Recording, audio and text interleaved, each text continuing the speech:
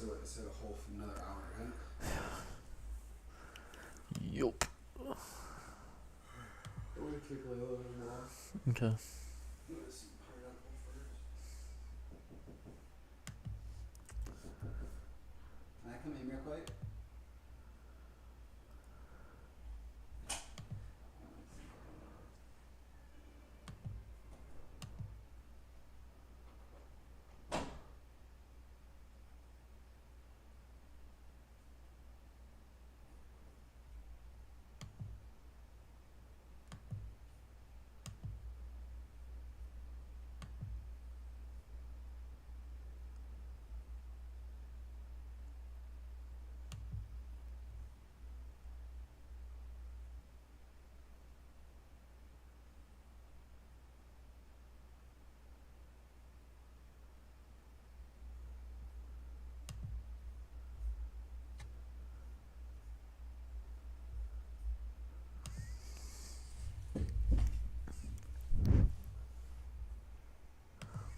Golden State Media Concepts Fantasy Football Podcast is your one-stop shop for fantasy football news and advice. Can't decide on who to draft on the first round? Going gaga on how to line up your team. Got you covered. Traditional leagues, dynasty leagues, PPR leagues, IDP leagues, even daily fantasy football leagues. Join us as we break down all the questions of fantasy football. It's the Golden State Media Concepts Fantasy Football Podcast.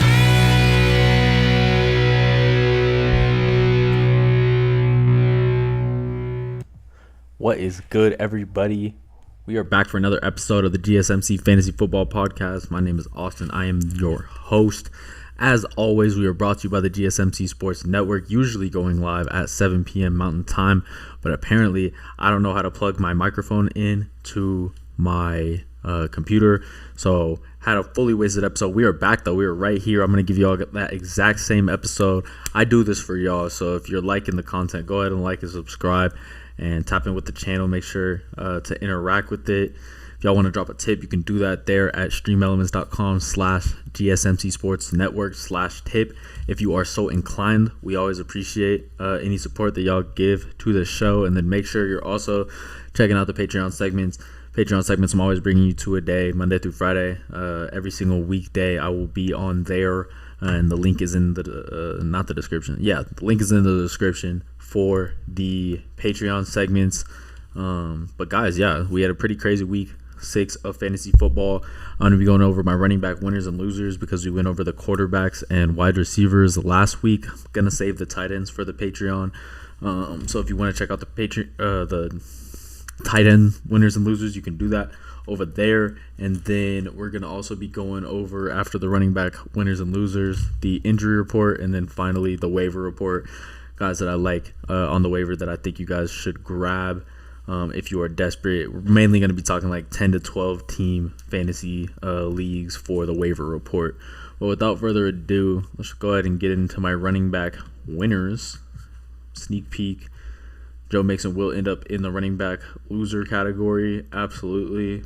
Terrible week there from Joe Mixon.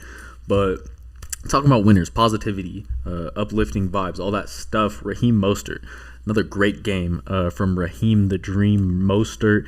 We saw him put up a 34-point fantasy performance here in week 6 with Devon Achane being out of the way. It looks like Raheem Mostert has a good path, at least for the next couple of weeks, while Devon Achane continues to sit out to be that running back 1 that he has pretty much been all season. He's currently sitting at running back 2 in all of fantasy football right now, and a 34-point performance will always add to just a great fantasy season that he's already had so far. Had another crazy 3-touchdown performance already. He's had only 2 games where he's had 3+ touchdowns, but in one game he had 4 touchdowns. So he's really balling.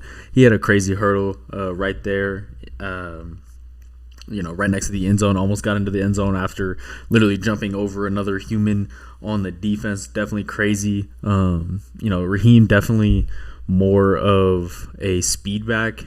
That's kind of like his profile. Like his MO is being really speedy, but he's also been really balanced and showing that agility, strength, yards after contact that he's getting Right now, while he's just being that running back one, he also got 20 touches in this game. So I'm always saying 20 plus touches definitely qualifies as an elite back and a number one option. 20 plus touches. 15 is like that mid elite. Hopefully you can get a running back two that's like 15 touches, and then your running back one is like more of a 18 to 20 type touches type of a guy. But love Raheem Mostert. Really think he's a do-it-all type player. And moving forward until Devon Achane comes back and is part of the squad, gonna have him as a running back one. We'll see what happens when the rookie comes back, though. Let's talk Breece Hall. Breece Hall, very solid running back as well. He's getting into that category of being like a running back one, and another guy who just gets crazy yards after contact. Very fast, very elusive, agile type of running back. I loved him so much last year coming out of, where did he go to college? I'm not even sure I know. But Matthew Berry, one of my favorite fantasy football analysts, probably my favorite, was talking about how when Breece Hall gets 15 plus touches in a game, he's averaging 22 fantasy points at the moment. So he's a volume type of player. He's a volume shooter in basketball terms, and I got one word for this guy. I think he's an elite running back. I know that's two words, but I really do think this guy should be considered an elite running back. I would be completely cool with you guys playing him as a running back one with his top-tier explosion. He's got a lot of prowess out of the backfield, and he was going up against a pretty tough front there with the Philadelphia Eagles, with guys like Jordan Davis, who was a top pick in his draft, and then Hassan Reddick, who's another pass rusher that I absolutely love, and he was running right through these guys and catching a ton of passes. He had 12 carries for 39 yards and a touchdown, as well as 5 receptions for 54 yards in that game. So like 90 yards from scrimmage, definitely going to get it done on his side of things. I just like when he's touching the ball, when he is getting that volume, it feels like he's always having a chance to make a big play, and he was definitely doing that in this last matchup in week 6. Gonna classify him as a winner. Then we got Alvin Kamara. Thought this picture was really funny. When he's sitting here talking to Jameis Winston, it looks like he's completely uninterested, and it had the whole Twitter world on fire. Everybody had an opinion about it, but apparently he was just talking about business, is what Alvin Kamara said in his reply. There's absolutely no bad blood between Jameis Winston and Alvin Kamara, apparently. But as far as Alvin Kamara's fantasy performance and how he's been playing so far this year, after his suspension for fighting people in Las Vegas, he has been going crazy, honestly. Already sitting as running back 23 after missing the first 3 weeks of the season. And in his 4, 5, 6 weeks, 21 fantasy points, 18 fantasy points, 17 fantasy points. So just keeping up that running back one type of momentum. He played 66 of the 79 snaps, so definitely the lion's share of the snaps here for this Saints squad. And if you guys drafted him, I'm sure you were able to get him a little later. It looks like it was a great investment. Definitely does. With these type of stats, we do have to keep an eye on Jamal Williams, who's apparently going to be back here on Tuesday, activated from the IR, and I'm sure they're going to want him, to be at least getting some touches in this offense. They brought him in, they paid him, and I'm always telling you guys to follow the money. So I think Jamal Williams will have some type of role. So maybe Alvin Kamara will be set back a little bit, but I definitely like what I'm seeing from him. He's got a great offense around him with one of the most electric receivers in the league, Chris Olave. Michael Thomas is, coming back, so they got to worry about all of their guys. They can't just focus their eyes on Alvin Kamara. He's really playing like that running back one right now, and also his receptions are crazy too. He had a game with 13 receptions, and then this week he had 7 receptions out of the backfield. So in those PPR leagues, he is an absolute PPR nightmare.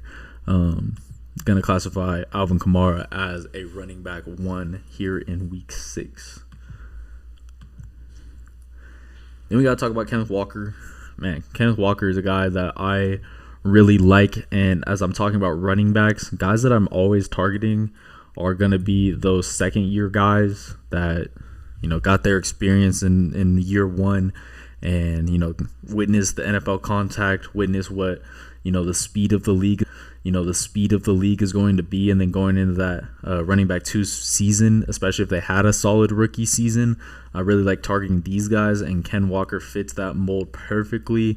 He's just kind of like too strong, too fast, too powerful, and, too strong, too fast, too focused, as Sean O'Malley would say.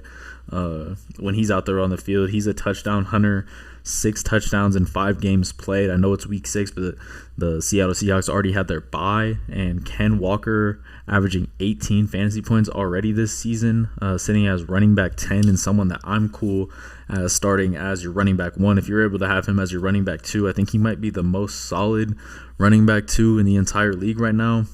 He's even doing it through the air, which at Michigan State he really never did. And instead of using Zach Charbonnet as the receiving back, they're kind of starting to use him. He's got multiple games with 3+ receptions already this season. And he's pretty much a lock to get, 20 touches per game. So that's right in that elite level. He did have 22 touches here in week 6. Last week he had 18, 20, actually 21 here in week 3, and then 19. So he's always sitting at that 20 touch mark that is considered elite. He's a home run hitter, and absolutely Kenneth Walker would be the first guy right now, just as it sits in week 6, that I am looking to trade for. He gets the volume, he's a home run hitter, and he's hunting for a touchdown every single chance he can get. So we absolutely love Kenneth Walker. Finally, the last guy here in my running back winners that I'm going to talk about is Ramondre Stevenson. Finally did something, had a good, not good, not great week 6 after, really not performing these last couple weeks. Obviously, the Patriots offense has been terrible. They didn't even score touchdowns in weeks 4 and 5, so that is a lot of the reason for him not performing to the standards that he set for himself, I'm sure, and we've set for him as fantasy managers. Weeks 1 and 2 he was doing good, 15 points week 1, then 15 points week 2. Fell off weeks 3 through 5 here with 7 points, 6 points, and then 2.4 points in that 3-week stretch. Finally got back to a good number here at 18 fantasy points in week 6. Had 10 carries for 46 yards and a touchdown. Also added in 5 receptions for 24 yards. I was watching his recap and everything that was happening in that game, and I guess I like what I saw from Ramondre Stevenson, but he didn't really put up any crazy big plays. The touchdown was from 2 yards out, and he just had caught a lot of balls, a lot of checkdowns that Mac didn't see anybody open deeper in the field, so he just checked it right down to Ramondre Stevenson. And that's really always what he's been good at. He's always been that receiving back more than anything. So another PPR nightmare, kind of similar to Alvin Kamara, but probably a tier down. If I put Alvin at a tier 1 receiving back, I might put Ramondre at a tier 2, just given his offensive situation and how everything's playing out over there. But if there was a Madden ability for check down artist, I would definitely give that to Ramondre Stevenson, because he is always a check down option. Had a ton of catches last year, and I'm hoping that he can continue to do that, be that check down option for Mac Jones and this really bad offense this year. Guys, when I come back, let's talk running back losers. Sorry this is late. We're usually going live at 7 p.m., but like I said, just a little bit of technical difficulty, so bear with me.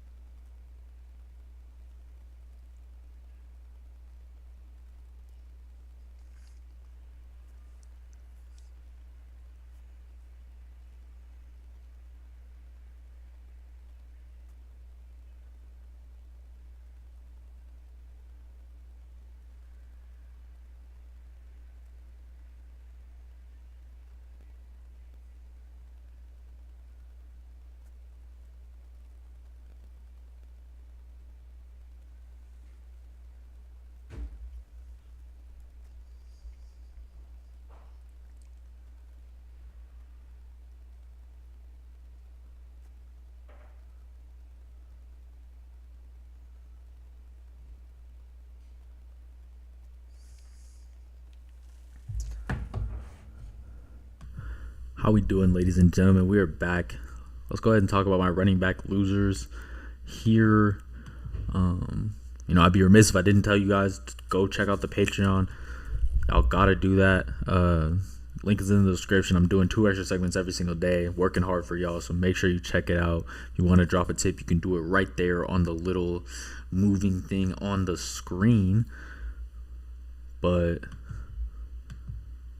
let's talk losers. Let's talk running back losers from week 6.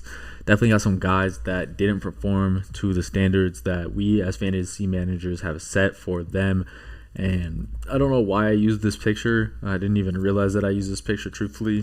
Rachaad White is number 1, but 29 is my favorite number.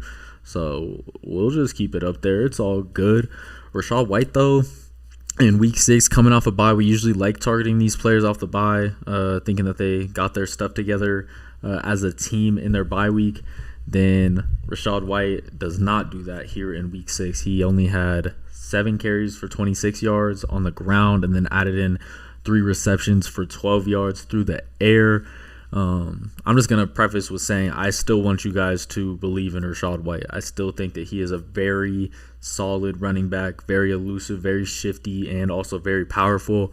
He's very good at catching the ball too, so he has a lot of layers and parts of his game that I think fantasy managers could utilize. Really, this game was like kind of a wash because they were down the whole time against the Detroit Lions here. Baker had to throw the ball 37 times in this game, and apparently the Buccaneers offense, their offensive line, are ranked 28th in run block rating by PFF. So that's just like a whole bad situation. He had been getting a ton of carries and a ton of touches. He was really around that like 18 to 20 mark that we consider elite guys to be in. Like week 1, 19 touches, week 2, 22 touches, then 17, then 18. And then in this game, he only got 10, mainly because they were down so much, probably looking for their down the field playmakers like Mike Evans, Chris Godwin. We expect him to do more. I'm actually going to put in some trade requests here for Ken Walker this week, and then also Rachaad White, just because those are guys that I think are like buy lows right now. More Rachaad White. Obviously, Ken Walker has been hooping and playing really well, but definitely think he would be a worthy trade target for a lot of your guys' teams. Let's next talk about another loser for week 6 here. I'm going with Jaleel McLaughlin, kind of the running back 2 for the Denver Broncos. And personally, I think he's much better just eye test wise than Javonte Williams, even though Javonte was obviously drafted really high, and I think they at least paid him a solid rookie contract. So they've made a worthy investment in him, and not so much in Jaleel McLaughlin. I think he was undrafted or like drafted really, really late and just, came in late and made a roster spot, which is cool. I really like him and think he has a ton of burst.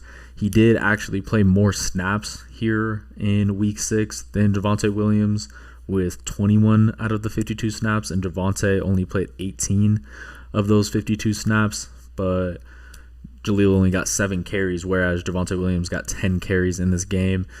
Not a great sign to see his workload kind of declining. He actually has not even reached a 10 carry game so far this season in Jaleel McLaughlin.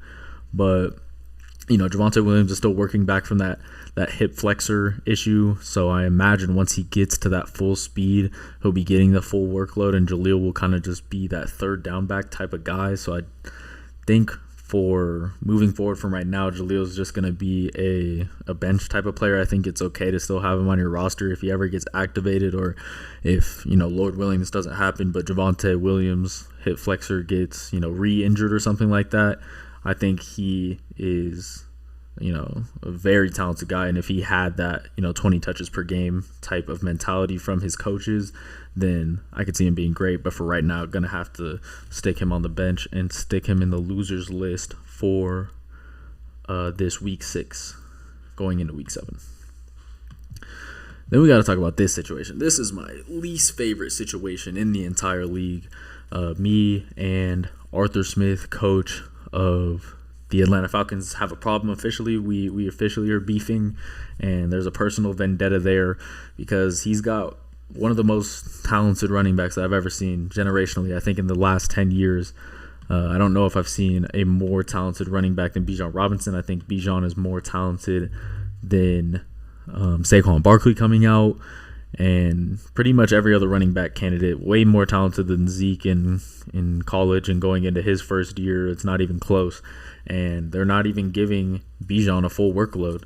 It's really, really annoying. They got Tyler Algier, who's out here, stealing carry after carry. This week it was 13 carries for Tyler Algier, stolen away from Bijan Robinson. And Tyler Algier never really does anything with his carries. He had that really good week 1. We all remember that. He had 15 carries, 75 yards, and 2 touchdowns in that game.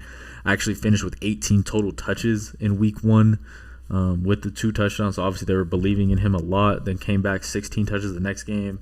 They were kind of dialing him back in weeks 3 and 4 with 9 touches and 8 touches, but then he comes back and is getting these 17 and 13 carry games. It just doesn't really make sense to me why they're messing with Bijan Robinson's flow. He's out there. He needs to get into a rhythm and, really get into a rhythm to shake these linebackers, shake these safeties, and take one to the crib. We haven't even seen one 50, 60-yard Bijan Robinson play this year because Tyler Algier is messing up his style, cramping his flow, and it's honestly Arthur Smith's fault completely. I don't know why they want to limit him.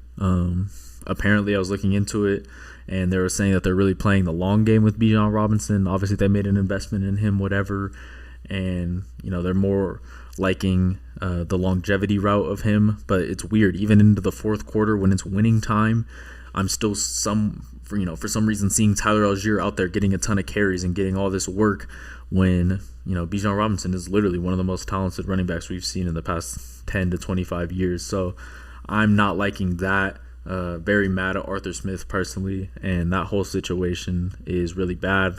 And I'm going to put Bijan and Tyler Algier as both losers for week 6. Then we got to talk about Cam Akers. He looks so weird in a Vikings uniform. We don't even know who this guy is anymore.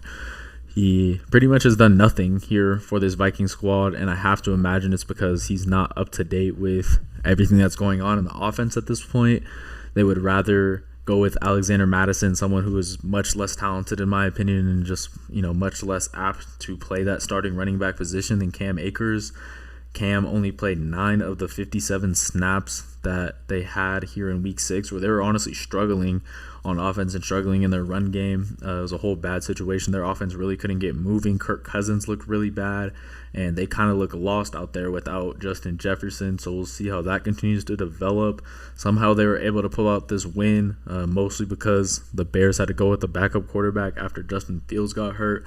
But really weird. Cam Akers, much more talented than Alexander Mattison, I assume, or at least in my own opinion, that's what I think. And I can't imagine why they're not playing him if he is up to date on the offense. That's the only reason I can see why you wouldn't play Cam Akers. Then finally, I told y'all, got to tell y'all again, obviously, that Joe Mixon is going to be considered a loser here in week 6. Really like Joe Mixon still. Think that he is a decent guy as a running back 2 candidate, kind of. You're just getting a good buy low here on Joe Mixon, especially he's going into a bye. If you trade for a guy on a bye, people are just more likely to accept that because of the win now mentality of fantasy football. Everybody wants to win right now, and it makes a lot of sense. But Joe Mixon struggled a bit this week. He is more of that 18 to 20 touches type guy. Usually that's what we see from Joe Mixon, and we saw 15 touches here in the Seattle Seahawks game. He had 12 carries for 38 yards, and then also added in 3 receptions for 24 yards. Only 9 fantasy points, so nothing special here from Joe Mixon. He only has 1 touchdown all season. I think in this buy, it's just a prime buy low here for Joe Mixon. I think that once this offense starts to heat up, they're actually going to play the San Francisco 49ers here in week 8. So if it's ever time to get serious in their bye week, it's definitely right now. Joe Burrow, Joe Mixon, and the guys. But the problem has really been their offensive line. They've been struggling bad. Just really bad. They can't protect Joe Burrow, and then they're not doing a good job blocking for Joe Mixon and opening up holes. They're currently 29th ranked in PFF run efficiency. So I don't know. I still think Joe Mixon is one of the most talented running backs in the game at the moment. He has elite burst, and we've seen this year that he still has continued to show that elite burst. So I do believe in him, and I want you guys to buy low on Joe Mixon. Guys, when I come back, let's talk the injury report. We'll do that real quick, and then we'll get into my waiver report for the last segment. So make sure you stay all the way through.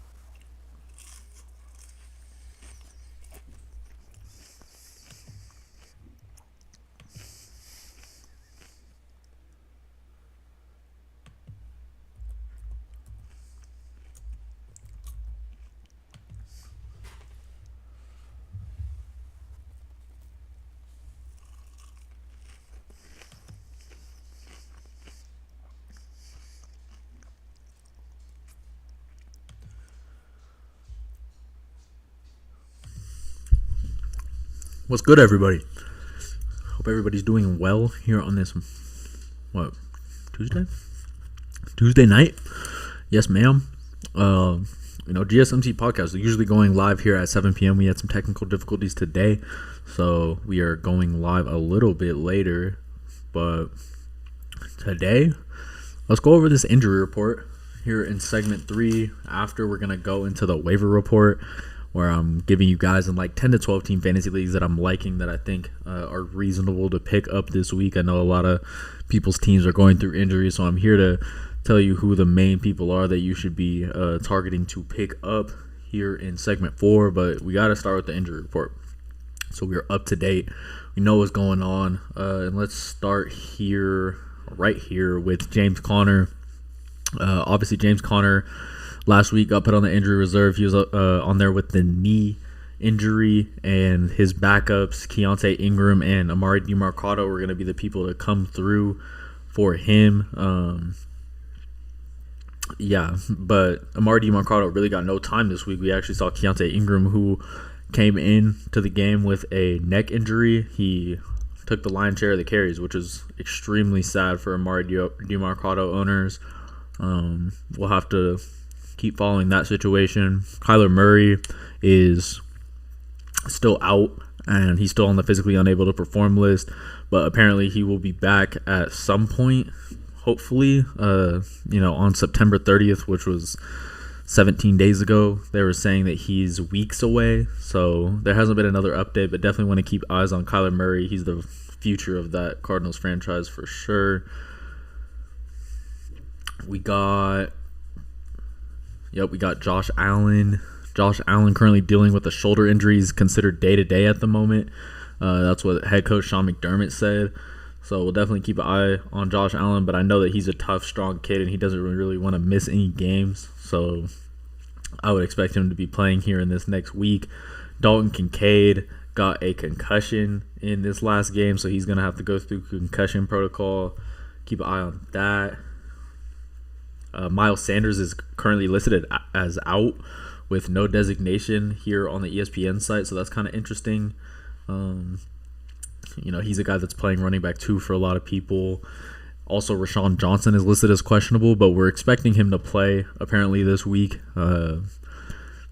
He's listed on a lot of the top sites as someone who should be picked up in the 10 to 12 team range and someone who could have a good game. Looking for him to get the volume here in week 7, but he is listed as questionable right now. Justin Fields, obviously he's my starting quarterback. I got a fantasy roster where I have Justin Fields and Anthony Richardson both as my quarterbacks. I drafted both of them, and now both of them are out. So I'm probably looking to go get Sam Howell. We'll talk about that in my waiver report. But Justin Fields doubtful here for week 7, and we'll see how that continues into the rest of the season.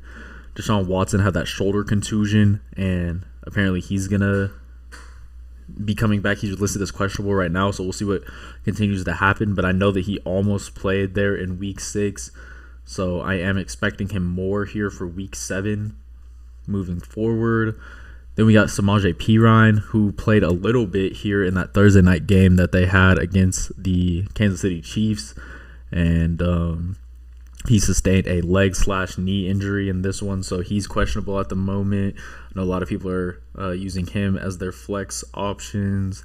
David Montgomery going to miss a little bit of time with the ribs, so definitely not going to play this week. We'll see how that continues. Also, Jahmyr Gibbs has a hamstring injury still enlisted as questionable.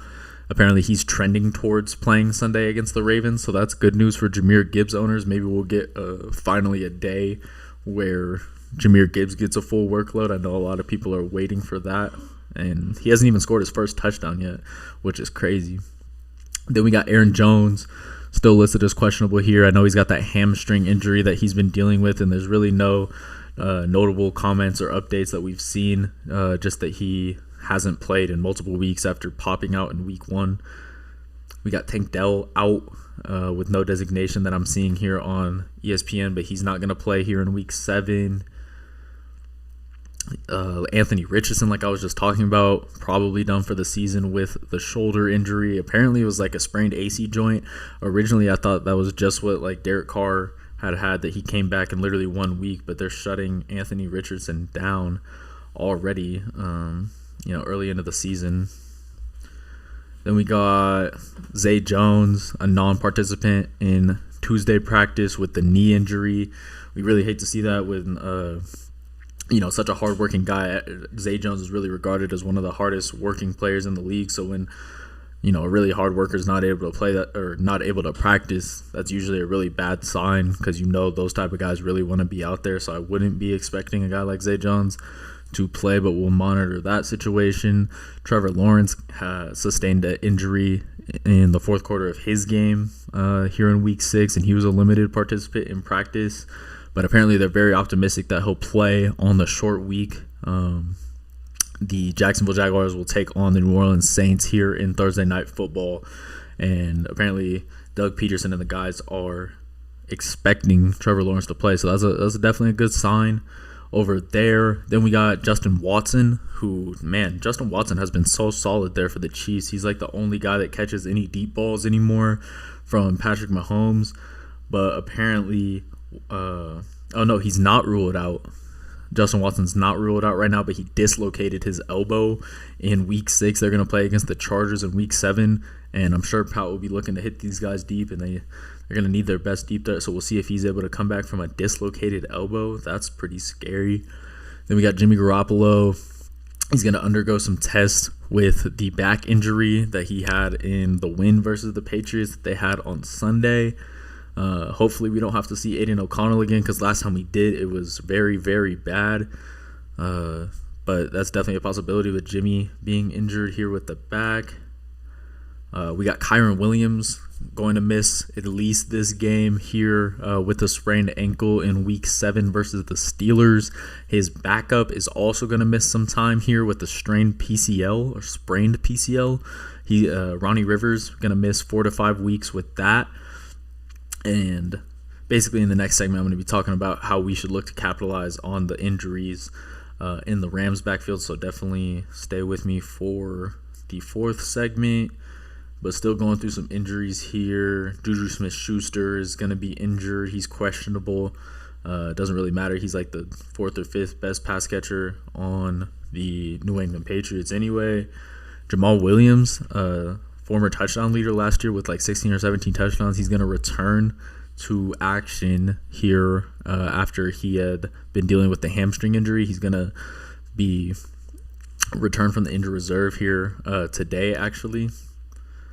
And then see if there's any other ones of note. Daniel Jones, he didn't play here in Week 6, and it was because of his neck, and that's always scary with neck injuries. But apparently he's feeling a lot better, and he's trying to be ready for Week 7 versus the Washington Commanders. Anything else super notable? Pat Freiermuth is going to be back, tight end for the Pittsburgh Steelers. He was dealing with the hamstring and had missed a couple games, so apparently he expects Mike Tomlin expects Pat Freiermuth to be practicing tomorrow, and hopefully that will mean that he can play in the game on Sunday. Christian McCaffrey, obviously he went out of that game. That was really scary for McCaffrey owners with as much injuries as Christian McCaffrey has dealt with over the past couple of seasons, but apparently this is not going to be a long-term injury, and the 49ers are saying that he could be available for Monday's game after that oblique/rib injury. Deebo Samuel is day-to-day right now. Man, I love me some Deebo Samuel, but he's always so injured too. Literally can't go on the injury report without seeing Deebo Samuel ever. But day-to-day with the shoulder, so that's interesting. Baker Mayfield has a left hand contusion, so he's questionable. Ryan Tannehill questionable with a right ankle sprain. And yeah, that's pretty much going to wrap it up. So a bunch of injuries. Make sure you guys follow the injuries and everything that's going on leading up until, whenever you're going to start your lineup, because it's very, very important. When I come back, let's talk waiver report and wrap this thing up. But I'm excited to get into that and talk to you guys about who I'm liking for Week 7.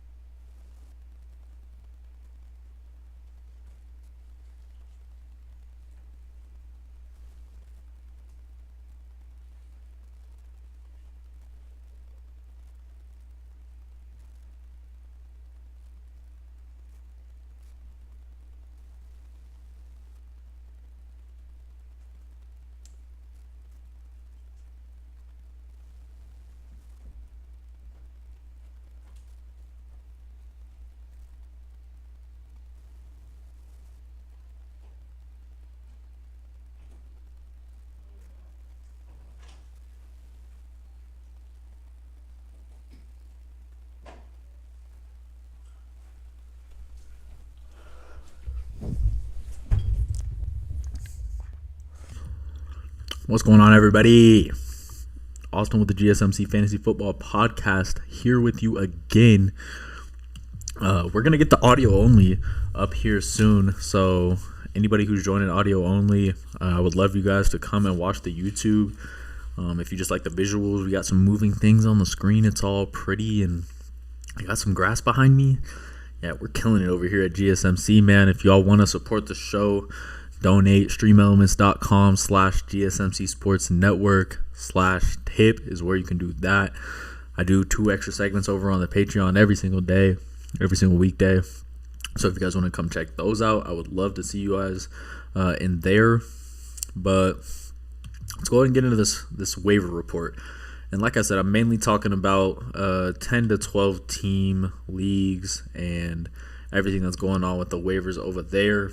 Got some guys written down that I'm liking. We'll also be kind of exploring the list, and I'll be giving thoughts and opinions on guys that I'm seeing.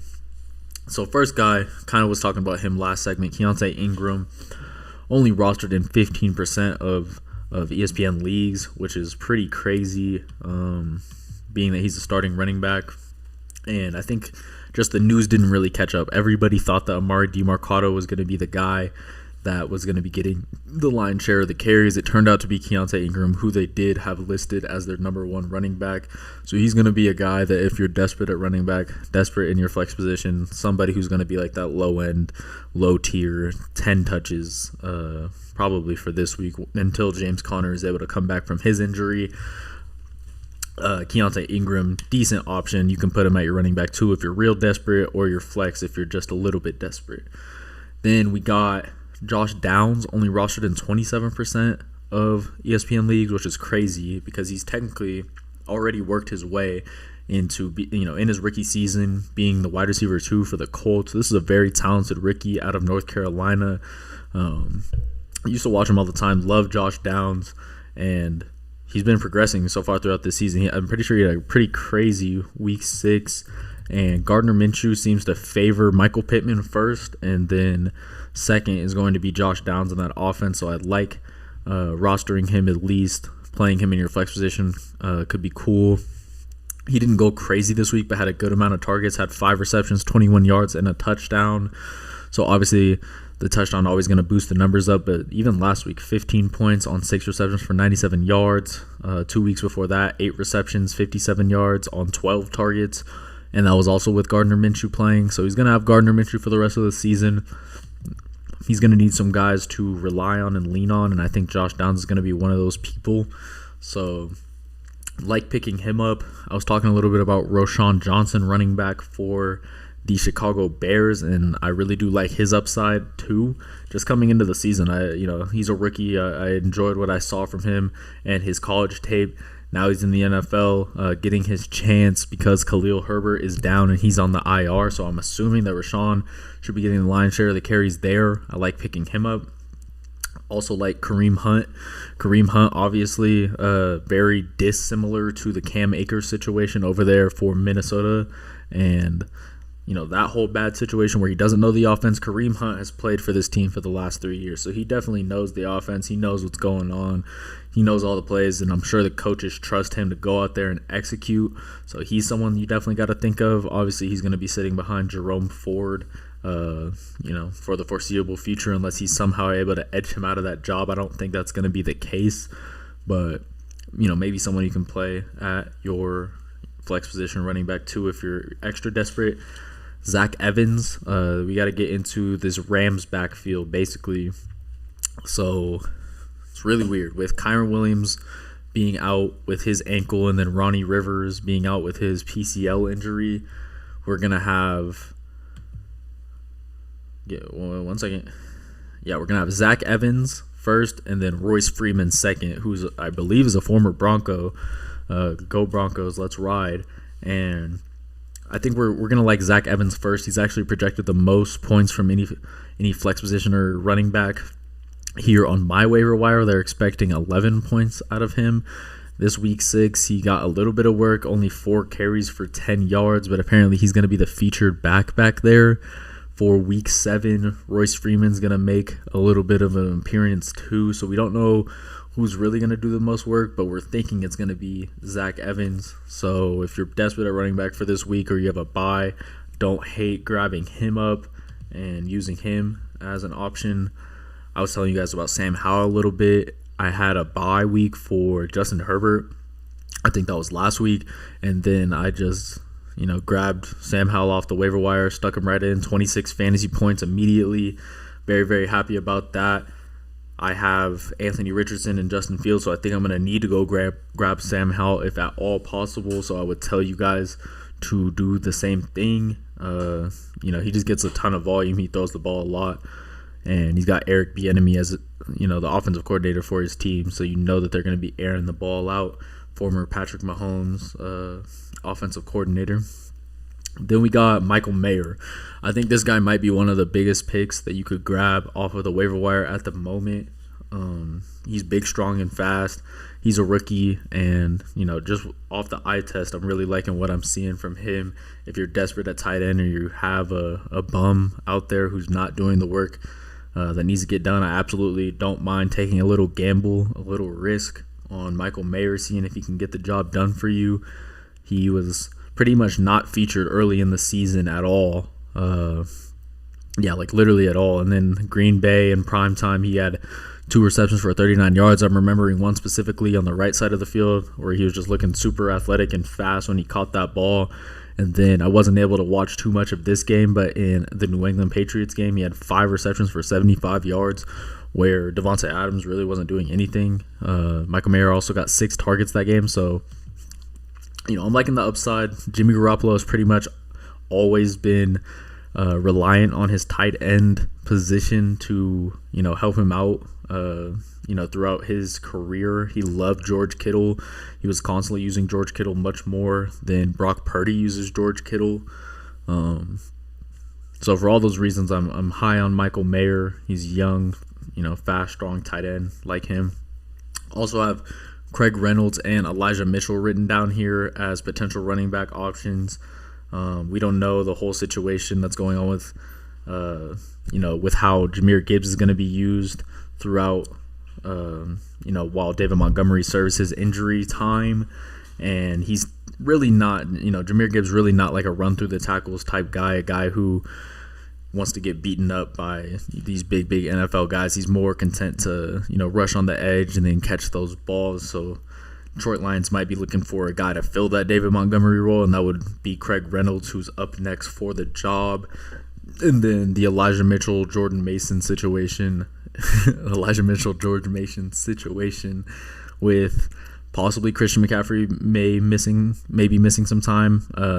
Apparently they're looking for him to suit up, but if he does, those would be the guys to look for in that 49ers backfield.